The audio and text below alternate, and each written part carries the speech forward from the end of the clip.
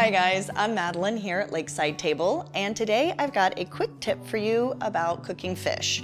Well, first of all, your fish should never smell fishy. When you go to the grocery store, or if you have a local fishmonger, smell it before you purchase it. If it doesn't smell like fresh sea air or nothing at all, give it back and walk away. It's also a good idea to have a cooler with ice packs in the car. That way when you get home, it goes straight into the fridge. A good rule of thumb when baking fish is bake it at 375 for 15 minutes for every ½ inch. If you're steaming it, the same rule applies, 15 minutes for every ½ inch at its thickest point.